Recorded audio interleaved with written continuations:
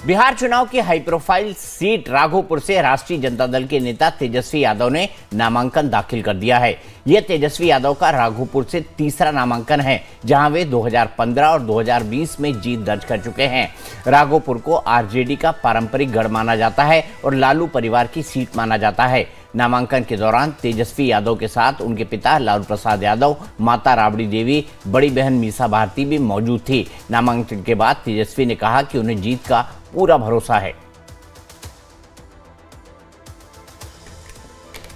लगातार 2 बार से राघोपुर की जनता जो है हम पर भरोसा की है और जनता जो है मालिक है, और ये तीसरी बार जो है हमने नामांकन जो है राघोपुर से की है और मुझे पूरा भरोसा है कि राघोपुर की जनता जो है इस बार पुनः जो है उस पर विश्वास करेगी।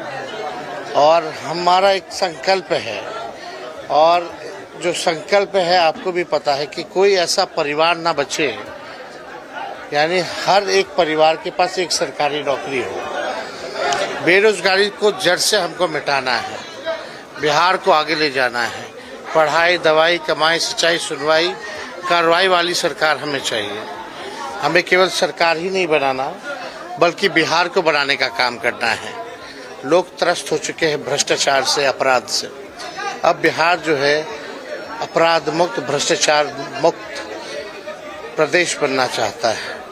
हम लोग नए सोच के हैं, हर जाति, हर धर्म, हर वर्ग के लोगों को साथ लेकर के चलने का काम करेंगे। राघोपुर को लालू यादव परिवार की पारंपरिक सीट माना जाता है। तेजस्वी एक बार फिर से इस सीट से भाग्य आजमा रहे हैं, लेकिन बड़ी बात यह है कि उनके नामांकन के वक्त महागठबंधन के किसी दूसरे दल का नेता मौजूद नहीं रहा। इस सीट से इस बार प्रशांत किशोर के चुनाव लड़ने की अटकलें थी, लेकिन अब वे इससे साफ इनकार कर रहे हैं।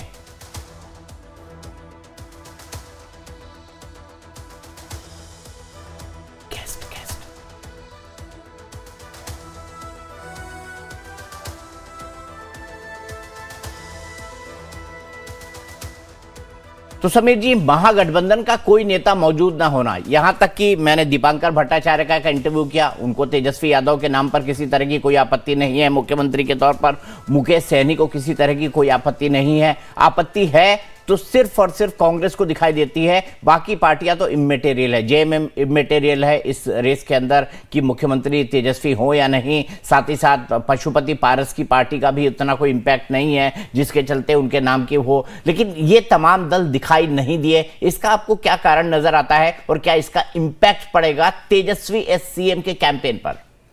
निश्चित रूप से मुझे लगता है कि जिस तरीके से जब राहुल गांधी और तेजस्वी यादव ने वोट अधिकार यात्रा निकाली थी और जब राहुल गांधी से पूछा गया था कि भाई तेजस्वी यादव ने कहा है कि 2029 में हम राहुल गांधी को देश का प्रधानमंत्री बनाएंगे, तो क्या 2025 में आप तेजस्वी यादव के मुख्यमंत्री के रूप में समर्थन करते हैं? तो राहुल गांधी ने उस बात का बहुत गोलमोल जवाब दे दिया था और उसी समय स्पष्ट हो गया था कि कांग्रेस फिलहाल तेजस्वी को मुख्यमंत्री के रूप में स्वीकार करने को तैयार नहीं है। अब क्यों स्वीकार करने के लिए कांग्रेस के अपने कुछ समीकरण रहे होंगे, लेकिन कांग्रेस की हैसियत भी बिहार में ऐसी नहीं कि वो अपना मुख्यमंत्री बना सके।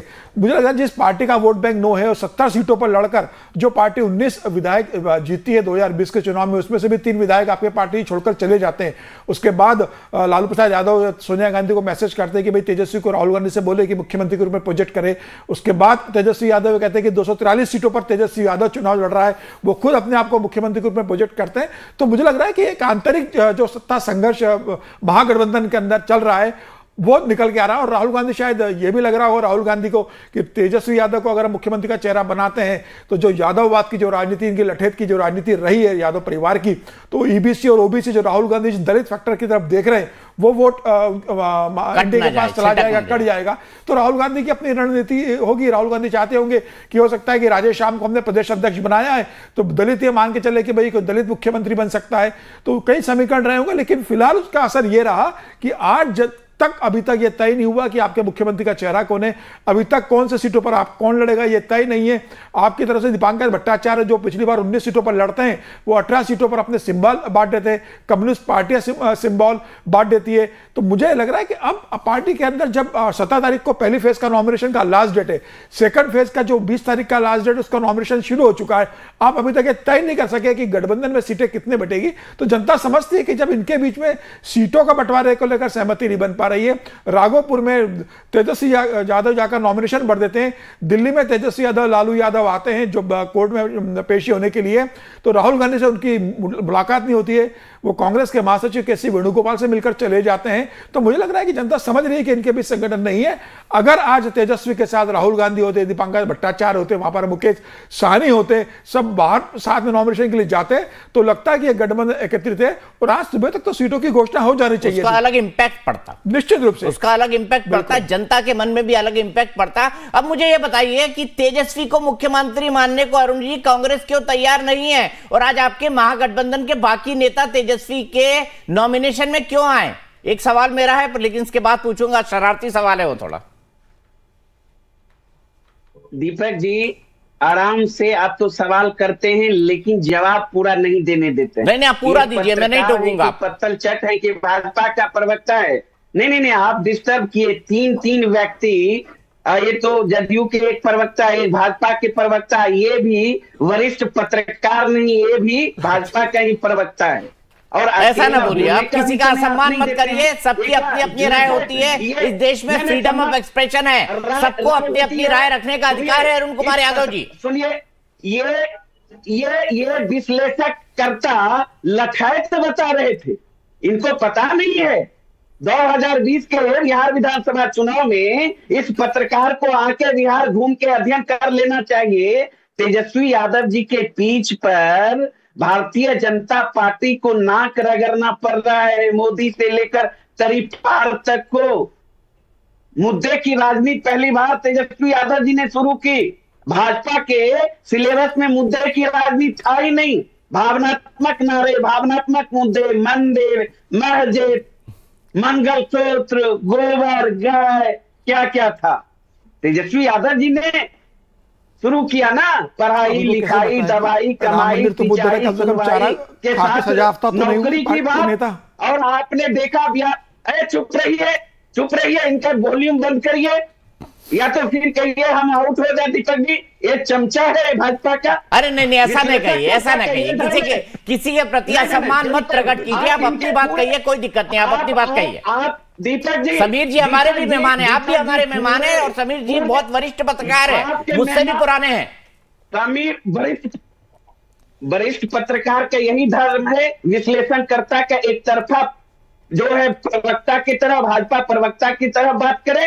अब सरकार बना रहा था 14 नवंबर को एनडीए का, देश की सबसे बड़ी पार्टी को यहाँ नाक रगड़ना पड़ रहा है पत्रकार महोदय, और लालू यादव जी के ताकत और तेजस्वी यादव जी के जमीनी ताकत के सामने गिड़गिड़ाना पड़ रहा है। 3 नंबर के पार्टी के सामने, 1 जिले की पार्टी के सामने, 3 जिले की पार्टी के सामने आज तक दम नहीं है कि अकेले दम पर मुकाबला कर लें। भले पूरे दुनिया में आप लोग जुबानी स्तर पे डंका बजा दीजिए भारतीय जनता पार्टी, ठीक है, क्या अलग बात है, बिहार में औकात है क्या? इसलिए थोड़ा सा विश्लेषण। अरे 20 साल से सरकार चला रही है भारतीय जनता पार्टी, ये मत भूलिए। बस 2 बार आपकी तरफ चले गए नीतीश कुमार, वो थोड़ा गड़बड़ हो गया था। वो नीतीश कुमार ने कहा ये हमसे गड़बड़ हो गया है, मेरे हिसाब से गड़बड़ नहीं हुआ, नीतीश कुमार के हिसाब से गड़बड़ हो गया जब वो 2 बार आपके साथ चले गए थे। खैर कोई बात नहीं, मेरे साथ सोनाली जुड़ गई है, सोनाली आनंद जन स्वराज की। अरुण जी बड़ा महत्वपूर्ण सवाल है, सुनिए सवाल को। अब रुक भी जाइए भाई, ब्रेक भी लगाइए। नहीं सुन लीजिए दीपक जी, आपने कहा ना, तो क्यों नहीं भारतीय जनता पार्टी अकेले दम पर लड़ लेती है? ठीक है, अगर जनता मेरे साथ नहीं रहती तो राष्ट्रीय जनता दल समाप्त हो गई रहती। ठीक है, बिहार की जनता ने नीतीश कुमार को 3 नंबर की पार्टी क्यों बना दिया? ठीक है, पिछले चुनाव में आपने देखा महज 12,000 वोट से हम पीछे रह गए। अच्छा, और यहाँ आके सब बैटिंग कर रहा है भाजपा के लिए, करिए। अच्छा अब आप नाराज मत होइए अरुण कुमार जी, शांत हो जाइए। मैं सोनाली के पास चलता हूँ, सुनिए सवाल भी सुन लीजिए, दूसरों के सवाल भी सुन लीजिए। सोनाली मुझे बताइए, राघोपुर छोड़ के क्यों छोड़ दिया प्रशांत किशोर ने राघोपुर?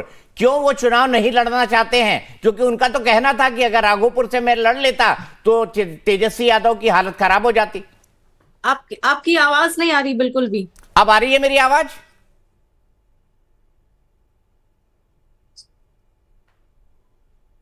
सोनाली जी, मेरा सवाल यह है कि आखिरकार पीके ने आपकी आवाज बिल्कुल भी नहीं आ रही मेरे पास। ये कनेक्टिविटी थोड़ी ठीक करिए प्लीज, कनेक्टिविटी थोड़ी ठीक करवा दीजिए। राहुल, आपने देखा अरुण कुमार यादव जी ने कह दिया कि बीजेपी में अकेले चुनाव लड़ने की हिम्मत नहीं है। अगर अकेले चुनाव लड़ेगी कि तो सत्ता आरजेडी के हाथ में होगी। क्या है बीजेपी में अकेले चुनाव लड़ने की हिम्मत? और आप तो कभी कभी बोलते हैं कि हम नीतीश कुमार के लिए ना हमारा दरवाजा भी बंद है, हमारे झरोके भी बंद है, रोशनदान भी बंद है, फिर झरोका थोड़ा सा उठा देते हैं आप। दीपक भाई, अरुण यादव जी के लिए दरिया का सारा नशा उतरता चला गया, वो मुझको डुबाता रहा, मैं उभरता चला गया और मंजिल समझकर बैठ गए थे जिसपे चंद लोग, यानी कांग्रेस की तरफ से बात करें तो 44, 55, 99 और आरजेडी की बात करें 22, 80, 75। अरे सुनिए ना, कितना अच्छा बात बता रहा हूं। 22, 80, 75 यानी 2010 में 22 सीटें, 2015 में 80, 2020 में 75। मैं इतने कितने विरासतों से गुजरता चला गया और ये जो बातें कर रहे हैं आरजेडी को लेकर और अपने आप को बहुत बड़ा दिखाने का प्रयास कर रहे हैं दीपक भाई, मुझे लगता है कि आज तो इनके में वो क्षमता भी नहीं है कि कांग्रेस को, वो पहले लालू यादव जी कांग्रेस को जो उठा कर देते थे, कांग्रेस को मानना पड़ता था, और आज तेजस्वी यादव जी के कार्यकाल में ऐसा हो गया है कि कांग्रेस इनसे नेगोशिएट कर रही है, यानी कि जिसकी राजनीतिक हैसियत बिहार में नहीं है वो आज आरजेडी को दबा चुकी है और आरजेडी को नाको चने चबा दी है। और जो ये बातें करते हैं दवाई, कमाई, सिंचाई, तो दवाई में की बात अगर करें तो आयुष्मान कार्ड बनाने में बिहार तीसरे स्थान पे है, और कमाई की जो बात करते हैं तो ये बात बिल्कुल सत्य है कि अगर ये सत्ता में आएंगे तो इनकी कमाई बढ़ जाएगी। इसका प्रमाण पहले भी मिला है जब ये नीतीश जी के साथ रहे हैं, और पूर्व में तो खैर मिला ही है, जिसके तहत ये आरोपी तय हो गए हैं। और जहां तक सिंचाई का सवाल उठता है तो किसानों से मुझे लगता है कि लालू परिवार को हमेशा उन्होंने किनारा ही किया है, उनको कभी बढ़ाने का काम नहीं किया है। अगर इतिहास उठाकर देख लिया जाए तो किसानों के लिए कभी इन्होंने कुछ भी नहीं किया है। लेकिन बहरहाल सत्ता में बने रहने के लिए राजनीतिक बयानबाजी करनी है। और आज राघोपुर में जिस तरह से ये बातें कर रहे थे तेजस्वी यादव जी, बस एक बता दे अरुण भाई, मेरे को एक बात केवल बता दे कि क्या यह संभव है कि बिहार के हर घर में आप नौकरी दे दीजिएगा, 2 करोड़ 80 लाख या चलिए 30 लाख कम कर देते हैं, 2 करोड़ 50 लाख लोगों को नौकरी दे दीजिएगा, जो आप कमाई की बातें कर रहे हैं और रोजगार देने की बातें कर रहे हैं। अगर आप कहिए तो मैं मान लेता हूं आज आपके सामने। ठीक है राहुल, आज राघोपुर से जो नामांकन हुआ उस नामांकन के वक्त लालू परिवार के कई सारे लोग मौजूद थे। राबड़ी देवी मौजूद थी, लालू यादव खुद मौजूद थे, मीसा भारती भी मौजूद थी। मीसा भारती से हमारे सहयोगी अमित ने यह खास बातचीत की है। उन्होंने आशा जताई है कि बिहार में आरजेडी की सरकार बनेगी। मीसा जी, क्या कुछ है उम्मीदें इस बार राघोपुर से? हमको कुछ लगता नहीं है, हमारी सरकार बनने जा रही है। तय है तेजस्वी? बिल्कुल तेजस्वी तय है, बिहार तेजस्वी मय है। अच्छा, खास तौर पे युवाओं में जो उमंग और उत्साह देखने को मिल रहा है। आप 20 वर्षों से आप देखिए डबल इंजन की सरकार है और बिहार के युवाओं को इन लोगों ने क्या दिया है? बिहार को एक भी फैक्ट्री की बात करिए, उनके रोजगार की बात करिए, उन सरकारी नौकरियां वहाँ उधर नाराज चल रहे हैं। देखिए उनके यहाँ उनका अपना मामला है, क्या चल रहा है नहीं चल रहा है। हमारे यहाँ महागठबंधन एकजुट है, जनता के साथ उनका अच्छा तालमेल है और महागठबंधन की सरकार। कोई सीटों को लेकर कुछ नहीं ऐलान हो जाएगा? आज हो ही जाएगा, हो चुका है बहुत जगह। आप देखिए कि ऐलान आज हमको लगता है कि आज शाम तक प्रेस कॉन्फ्रेंस हो जाएगा। आप उधर देखिए जो लोग इतनी जल्दीबाजी में थे एनडीए गवर्नमेंट में, उन्होंने सीटों का कर दिया और आज क्या कर दिया था, लेकिन अभी पेच फंसा हुआ। अभी भी देखिए आज बैठे हैं। और आप सबसे दुर्भाग्य यह है कि एनडीए का, मुझे बोलना नहीं चाहिए इनका, उनके परिवार का और एनडीए का मामला है, उसमें बहुत ज्यादा टीका टिप्पणी करने की आवश्यकता नहीं है। लेकिन आप देखिए कि जो एलजेपी की सीटें हैं उस पे आप जेडीयू नॉमिनेशन कर रहा है, उनको सिंबल बांट दिया गया है, मांझी जी का कैंडिडेट को बांट दिया गया। नीतीश जी पहली बार इतनी नाराज हुए हैं जबकि उनको लोग कहते हैं अस्वस्थ है। ना आपने देखा ना मैंने देखा, जो मीडिया में बातें चली उस हिसाब से और जिस हिसाब से वो सिंबल जा रहा है तो लगता है कि उनको अंधेरे में रख करके कुछ लोगों ने जिस पे हम और बिहार की जनता आरोप लगाते आई है कि कुछ ऐसे नेता हैं और कुछ ऐसे ब्यूरोक्रेट हैं जो कि नीतीश कुमार को गुमराह करके रखे हुए थे। आप मानते हैं कि बीजेपी भी एक तरीके से नीतीश कुमार को दबाना चाहती है, उनको दबा चुकी है और लगता है हमको अब नीतीश जी को ये बात पता चल चुकी है कि जो तेजस्वी या विपक्ष जो आरोप लगाता था ये कहीं ना कहीं सच है और लगता है अब जागे हैं। अब इतना जब चिड़िया चुग गई खेत तो अब जाग के क्या फायदा। और मीशा भारती और राबड़ी देवी दोनों ने लाइव टाइम से बातचीत करते हुए अपनी बातें रखी और तेजस्वी यादव के बारे में खुलकर कहा कि इस बार तेजस्वी न सिर्फ जीतेगा राघोपुर से बल्कि सरकार भी बनेगी। कैमरा पर्सन नीलमणि के साथ अमित कुमार सिंह, लाइव टाइम्स। वहीं राज्यसभा सांसद संजय यादव, जो कि कई बार तेजस्वी यादव के परिवार के निशाने पर रहते हैं, उन्होंने भी लाइव टाइम से एक्सक्लूसिव बातचीत की। इस दौरान उन्होंने कहा कि बिहार में महागठबंधन की सरकार बनेगी और तेजस्वी मुख्यमंत्री बनेंगे। तेजस्वी यादव ने नॉमिनेशन कर दिया। संजय जी, क्या कुछ उम्मीदें? बिहार ने तय कर दिया है कि 14 नवंबर के बाद तेजस्वी जी मुख्यमंत्री बनने जा रहे हैं और राघोपुर ने तय कर दिया है कि आप नामांकन के बाद आप पूरा बिहार घूमिए। 2020 में भी उन्होंने कहा था, हमारी सरकार बन गई थी, इन्होंने वोट चोरी के साथ सीट चोरी की थी, लेकिन अब की बार जनता एकदम मुस्तैद है। 20 सालों की जो ये निकम्मी नकारा असफल सरकार है उसको उखाड़ फेंकेंगे। इस 20 साल की सरकार ने बिहार को गरीबी, बेरोजगारी, पलायन का केंद्र बिंदु बना दिया है। नीति आयोग के सभी सूचकांक में बिहार सबसे फिसड्डी राज्य है। शिक्षा और स्वास्थ्य की क्या हालत आप जान रहे हैं। घुसखोरी, इसी ब्लॉक में आप ब्लॉक में खड़े हैं, आप किसी भी सरकारी कर्मचारी से या किसी भी आम आदमी से पूछ लीजिए कि बिना पैसे दिए कोई काम होता है? कोई काम नहीं होता है। तो जनता त्रस्त है, हर चीज से त्रस्त है। तेजस्वी तय है। तेजस्वी तय है। तेजस्वी है तो ताकत है, तेजस्वी है तो भरोसा है और तेजस्वी है तो महागठबंधन की सरकार बनेगी। लेकिन नॉमिनेशन हो गया, इस बीच में अब तक महागठबंधन का ऐलान क्यों नहीं हो पाया उम्मीदवारों का? सब ऐलान हो रहा है ना भाई, वो भी एक रणनीति का। सनी से कुछ दिक्कत है? किसी से कोई दिक्कत नहीं है। अभी अगर बिहार में दिक्कत अगर है तो वो सिर्फ एनडीए की 20 साल की सरकार से है। जनता को, और जनता को किसी से कोई दिक्कत नहीं है। 20 साल की जो सरकार है, जिन्होंने बेरोजगारी को बढ़ाया है, महंगाई को बढ़ाया है, गरीबी को बढ़ाया है, उससे दिक्कत है। संजय यादव है जिन्होंने कहा कि तेजस्वी तय है और तेजस्वी यादव को राघोपुर से नॉमिनेशन उन्होंने कर दिया है। उन्होंने कहा कि कहीं कोई पेच नहीं है, महागठबंधन में ये तय है कि इस बार मुख्यमंत्री तेजस्वी यादव बनेंगे, सरकार महागठबंधन की बनेगी। और संजय यादव जो रणनीतिकार हैं तेजस्वी यादव के, आरजेडी के, उन्होंने लाइव टाइम से एक्सक्लूसिव बातचीत में कहा कि तेजस्वी तय है और सबसे महत्वपूर्ण बात कि महागठबंधन में कोई पेच नहीं है, पेच जो है वो एनडीए में है। ये संजय यादव कह रहे थे। कैमरा पर्सन नीलमणि के साथ अमित कुमार सिंह, लाइव टाइम्स, पटना। समीर जी, आपने एक बात नोटिस की, इस पूरे नॉमिनेशन में मीसा भारती दिखी, राबड़ी जी दिखे, लालू जी दिखे, तेजस्वी दिखे जिनका खुद का नॉमिनेशन था, लेकिन रोहिणी आचार्य नहीं है, घर की वो मेंबर जो सबसे ज्यादा वोकल हैं और जिन्होंने साफ साफ कहा था हाल ही के दिनों में, अपनी नाराजगी जताई थी पार्टी के अंदर जो कुछ चल रहा है। इसका मतलब है रोहिणी आचार्य को अब पैक करके वापस भेज दिया गया है सिंगापुर। बिल्कुल निश्चित रूप से जिस तरीके से रोहिणी आचार्य ने संजय यादव जो अभी राज्यसभा सांसद और जो कह रहे थे कि भाई एनडीए से दिक्कत है, तो संजय यादव के कारण तो लालू परिवार के अंदर दिक्कत है, जिस तरह से झगड़ा शुरू हो गया था, रोहिणी ने जिस तरीके से कहा था, तो मुझे लग रहा है कि रोहिणी आचार्य की शिकायत जायज रही होगी। उन्होंने जिस तरीके से कई लोगों को ट्विटर पे अनफॉलो करना शुरू कर दिया था। हालांकि बाद में लालू प्रसाद यादव ने कोशिश की पूरे मामले को संभालने के लिए, लेकिन अभी मामला शांत नहीं हुआ है। अगर शांत होता तो अभी वो पटना में ही, ऐसा भी नहीं कि बाहर चली गई है, उसको वहां होना चाहिए था। और क्या उसकी इच्छा के खिलाफ उसको टिकट नहीं दिया जा रहा? लोकसभा चुनाव वो हार चुकी थी, तो क्या वो विधानसभा चुनाव लड़ना चाहती थी?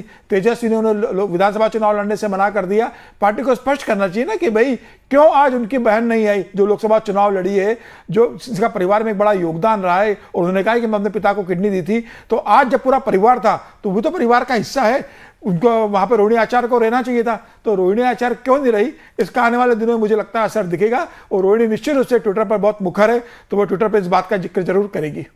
सीधे चलता हूं सोनाली आनंद के पास। सोनाली आनंद जी, पीके तो घोषणा करके वापस पलट गए, अब वो चुनाव नहीं लड़ रहे हैं राघोपुर से। सवाल यह है, पीके ने मैदान क्यों छोड़ा?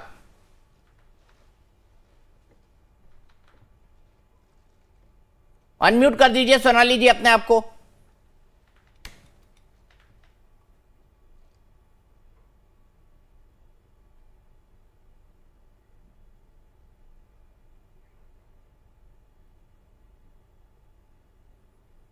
अब चलिए समीर जी, ये सवाल आपको, मेरे ख्याल से सोनाली मेरी आवाज नहीं सुन पा रही हैं, उनका कनेक्शन कट गया है। क्यों छोड़ा पीके ने मैदान? क्या पीके समझते थे कि अगर वो चुनाव के अंदर उतरे होंगे तो कुछ गड़बड़ हो सकती है? देखिए, प्रशांत किशोर से पूछा गया था कि आप चुनाव लड़ेंगे, तो प्रशांत किशोर ने कहा था कि व्यक्ति को दो जगह से चुनाव, दो में से एक जगह चुनाव लड़ना चाहिए, या तो अपनी जन्मभूमि से या अपनी कर्मभूमि से। तो जन्मभूमि उन्होंने कहा था कि मेरी जन्मभूमि करगर है, वहां से चुनाव लड़ सकता हूं, और अगर कर्मभूमि से लड़ूंगा तो मैं निश्चित रूप से राघोपुर से चुनाव लड़ूंगा। जब पहली सूची आई तो करगर में उनका नाम नहीं था, तो उम्मीद की गई कि वो भाई राघोपुर से चुनाव लड़ेंगे। उसके बाद वो राघोपुर गए, लेकिन अब वो अपने कर्मभूमि से भी चुनाव नहीं लड़ रहे। देखिए, उनकी कोशिश जरूर थी और मुझे लगता है कि उन्हें चुनाव लड़ना चाहिए था। जिस तरीके से आप देखिए, शीला दीक्षित को चुनौती अरविंद केजरीवाल ने चुनाव लड़कर दी थी, अगर वो चुनाव लड़ते तो कार्यकर्ता का उत्साह बढ़ता और हार जीत तो लगी रहती है। लेकिन मुझे लगता है कि उनकी कोशिश होगी कि मैं पूरे 243 सीटों के अंदर चुनाव प्रचार करूं। लेकिन चुनाव पहली बार अगर आप आ रहे हो तो आप चुनाव लड़ते, हार जीत जो भी हो, आप इतने बड़े नेता को चुनौती देते, तो मुझे लगता है उसके बाद ये तय था अगर राघोपुर से वो चुनाव लड़ते हैं प्रशांत किशोर, तो तेजस्वी यादव दो जगह से पर्चा भरते। जैसे राहुल गांधी ने अमेठी पर जब स्मृति ईरानी गई तो वो वायनाड लड़ने चले गए थे, और निश्चित रूप से ये एक बड़े परेशानी का सबब होता तेजस्वी यादव के लिए अगर प्रशांत किशोर चुनाव लड़ते। लेकिन अब उन्होंने चुनाव नहीं लड़ा है, तो राघोपुर से उन्होंने बहुत वॉकओवर दे दिया एक प्रकार से। अब क्यों दिया, वो क्यों चुनाव नहीं लड़ रहे, क्या आने वाले दिनों में किसी और सीट से वो चुनाव लड़ सकते हैं, क्योंकि अभी और सीट बाकी है। मुझे लगता है कि अब वो चुनाव नहीं लड़ेंगे, क्योंकि उन्होंने कहा था कि अगर मुख्यमंत्री चुनाव लड़ेंगे तो मैं चुनाव लड़ूंगा। लेकिन नीतीश कुमार तो पिछले 20 साल से विधानसभा चुनाव लड़ नहीं रहे, तो वो भी उनके खिलाफ चुनाव नहीं लड़ेंगे। मुझे लग रहा है कि अब वो 243 सीटों पर पूरा फोकस करेंगे, प्रचार अभियान की कमान चलाएंगे। लेकिन मेरी सलाह है कि अगर चुनाव लड़ते तो निश्चित रूप से जन स्वराज के कार्यकर्ताओं का उत्साह बहुत बढ़ता इससे। लेकिन शायद प्रशांत किशोर को लगता है कि जन स्वराज के बाकी लोग उनको कह रहे हैं कि वो कैंपेनिंग के ऊपर ध्यान दे, उनकी बाकी कामों के लिए ज्यादा जरूरत है। अगर वो चुनाव में फंस जाएंगे, अपनी कॉन्स्टिट्यूएंसी में फंस जाएंगे, तो बाकी 243 सीटों पर काम नहीं कर पाएंगे। अब इसका क्या मतलब है, इसका क्या इंपैक्ट है, ये खुद प्रशांत किशोर समझ पाएंगे। लेकिन आपको लग रहा है राहुल जी, लोग तो ये कह रहे हैं कि प्रशांत किशोर इस बार एनडीए का वोट काटने वाले हैं, क्योंकि आपका और उनका जो वोट का जो अर्थमेटिक है, जो जातिगत गणित है, वो ऑलमोस्ट सेम है। अगलों का वोट वो काटेंगे और अगलों का वोट आपको मिलता है। दीपक भाई, प्रशांत किशोर जी के विषय में अगर एक बात कहूं मैं, तो ये मैं कहूंगा कि प्रशांत किशोर को जनता की नब्ज समझने का दावा तो बड़ा करते हैं, लेकिन राघोपुर जैसी जमीन पर उतरने की हिम्मत नहीं दिखाई, जिसकी वजह से अब उनके कार्यकर्ताओं के अंदर भी वो कॉन्फिडेंस नहीं दिखेगा। जनता समझ चुकी है कि जो केवल सर्वे और भाषणों में राजनीति करता है, उसे मैदान से संपर्क की कोशिश कर रहा था। सोनाली बहुत देर से मेरे साथ जुड़ने की कोशिश कर रही थी, वो मेरे साथ एक बार फिर जुड़ गई हैं। सोनाली बताइए, आखिरकार राघोपुर से पीके ने मैदान क्यों छोड़ दिया? नहीं, देखिए, हमने जब भी राजनीति की शुरुआत की, हमने हमेशा जनता के एजेंडे को सामने रखा है, हमने सच की एडवोकेसी की है, और राघोपुर में जाके जो ग्राउंड रियलिटी है, हमने वहां पे वही दिखाया है। और ये शुरू से ही प्रशांत किशोर जी ने कहा है कि जब जो भी निर्णय होता है, जो भी निर्णय होगा, वो पार्टी का निर्णय होगा, कमेटी का निर्णय होगा। तो कमेटी ने यही डिसाइड किया कि अभी वो चुनाव नहीं लड़ेंगे, क्योंकि जो वजह दी गई साफ साफ बिल्कुल जायज वजह है कि इतने टॉप कमांड के अगर लीडर हैं और उनका फोकस अगर सिर्फ एक जगह पे आ जाए तो पार्टी के हित के लिए अच्छा नहीं होगा। ये हम पूरे जो लीडर्स हैं जो चुनाव लड़ रहे हैं, उनको डायरेक्शन कौन देगा? तो यहाँ पे जो है ये बिल्कुल पार्टी के हित में है। लेकिन जो काम हम कर रहे थे कि जनता को जागरूक करने का, उनको सही कैंडिडेट्स देने का, सिलेक्शन करके चुनाव का प्रचार करने का, उसमें उनकी बहुत बड़ी भूमिका रहेगी। ये आपको आगे भी नजर आएगा। यहाँ पे आपको क्या लगता है, आने वाले समय में आप किसके लिए मुसीबत बन सकती हैं? आपका कोई कैलकुलेशन, किस कास्ट बेस को आप फॉलो कर रही हैं? जो एनडीए में नहीं गया है, जो महागठबंधन नहीं गया है, ऐसे 28% या 26% जो भी कह दीजिए, उस वोट पर तो पीके की नजर है। क्या कुछ वोट एनडीए का भी काटेंगी, महागठबंधन का भी काटेंगी? क्योंकि उनका जब तक 5-5, 7-7% आपको नहीं मिलेगा, आपका विनिंग कॉम्बिनेशन नहीं बनेगा। जी, अगर आप प्रशांत किशोर जी के स्टेटमेंट को, अगर शुरू से मैं उनके स्टेटमेंट को कोट करूं, तो उन्होंने हमेशा यही कहा है कि हमारी जो भी लड़ाई है सीधे तौर पे एनडीए की सरकार से लड़ाई है, इंडिया गठबंधन से हमारी उसको हम उतनी तवज्जो नहीं देते। तो ये बात उन्होंने कहा है। और दूसरी बात यहाँ पे ये है कि जो हमारा जो पॉलिटिक्स है जो आपने हमने कहा ना, जो कन्वेंशनल पॉलिटिक्स बिहार में आज तक चलते आया, हमने वो नहीं किया है। हमने जात की राजनीति नहीं की है, हमने कास्ट धर्म की राजनीति नहीं की है। हमने बिहार में एक प्रेसिडेंट सेट किया है कि जो कि मुद्दों पे चुनाव लड़नी चाहिए, और आप उसका असर अभी पूरे बिहार में देख रहे होंगे। और हमारे मुद्दों को इशू बनाने का ही एक आपको ये परिणाम बिहार में दिख रहा होगा कि जिस ढंग से नीतीश कुमार ने अंतिम समय में आनन फानन में कहीं न कहीं से फंड अरेंज करके जो बड़ी बड़ी घोषणाएं की हैं, ये उसी का नतीजा है। तो मैं ये कहूंगी कि डेवलपमेंट को हमने एजेंडा बनाया, और जो भी व्यक्ति किसी भी वर्ग का हो, चाहे वो सवर्ण से हो, चाहे वो पिछड़ी जाति हो, चाहे वो मुस्लिम से हो या किसी भी वर्ग से हो, जो सरकार के अत्याचारों से पीड़ित है, हम बस उसे जागृत करने की बात कर रहे हैं। तो बेसिकली हमने यही कहा है कि हम रिप्रेजेंटेशन हर उस वर्ग को देंगे जिसका रिप्रेजेंटेशन होना चाहिए चुनाव में। इसलिए हमने अपने पार्टी में, आपने देखा होगा कि 40 से अधिक लगभग लोगों को ऐसे वर्ग से को टिकट दिया है जिनका अभी तक रिप्रेजेंटेशन, जिन्हें नहीं मिलने का मौका मिला। तो हम भागीदारी सबको देंगे और सबको साथ लेकर चलेंगे, ताकि विकास जो हो डिस्ट्रीब्यूटेड हो, इक्विटेबल हो, और जो वो वैसा विकास हो जिसको बिहार की जरूरत है। ठीक है, बहुत बहुत शुक्रिया सोनाली, राहुल जी आपका और समीर चौगांवकर जी आपका। लाइव इलेक्शन स्पेशल में आज के लिए इतना ही, लेकिन लाइव टाइम्स पर खबरों का सिलसिला लगातार जारी है। रात 8 बजे आप